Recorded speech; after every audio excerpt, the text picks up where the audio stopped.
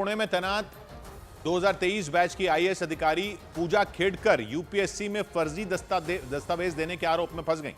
विजय कुमारे नाम के आरटीआई एक्टिविस्ट ने दावा किया कि पूजा खेडकर ने आईएएस की नौकरी पाने के लिए, आईएएस अफसर की नौकरी पाने के लिए दिव्यांग होने का और ओबीसी तबके के प्रमाण पत्र जमा किए जो फर्जी थे। आरटीआई से मिली जानकारी के आधार पर विजय कुमारे ने दावा किया कि नियुक्ति के बाद पूजा खेडकर ने बार बार मेडिकल टेस्ट करवाने से भी इनकार किया था। यानी आरटीआई से मिली जानकारी के आधार पर आईएएस अफसर पूजा खेडकर पर आरोप लगे कि नौकरी पाने के लिए उन्होंने न सिर्फ दिव्यांग होने के फर्जी दस्तावेज लगाए बल्कि खुद को कमजोर तबके का बताकर सरकार से मिलने वाली रियायतों को भी हासिल किया था। पूजा खेडकर की नियुक्ति की जानकारी के लिए आरटीआई याचिका दाखिल करने वाले विजय कुमारे ने दावा किया पूजा खेडकर ने यूपीएससी में जो हलफनामा जमा किया था उसमें उन्होंने ये जानकारी दी थी कि उन्हें देखने में दिक्कत थी।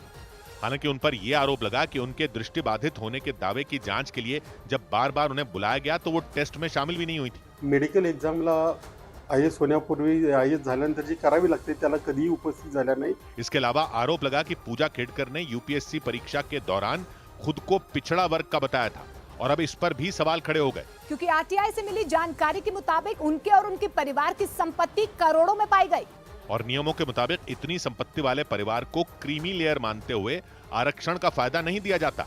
और ऐसा नहीं है कि आईएएस अफसर पूजा खेडकर पहली बार विवादों में फंसी हो। 2023 के यूपीएससी परीक्षा में 841वीं रैंक हासिल करने वाली पूजा खेडकर पहले भी कई तरह के विवादों में फंस चुकी हैं।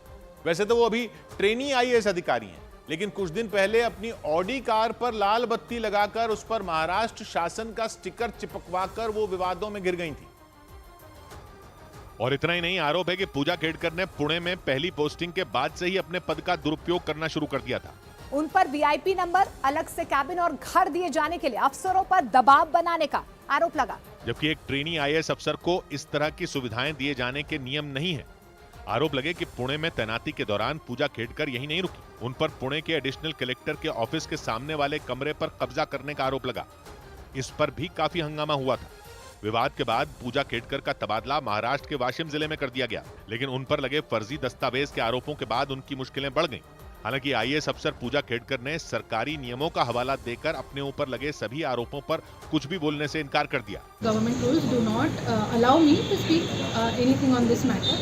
So I'm sorry, I cannot speak anything. पूजा खेडकर के पिता भी एक रिटायर्ड प्रशासनिक अधिकारी रह चुके हैं। कई बार पूजा पर अपने पिता के नाम की धौंस जमाने का आरोप भी लगा। हालांकि ऑडी कार पर लाल बत्ती लगाने के मामले में पुणे पुलिस ने पूजा खेडकर के खिलाफ जांच के बाद कार्रवाई का दावा किया। इस बीच खबर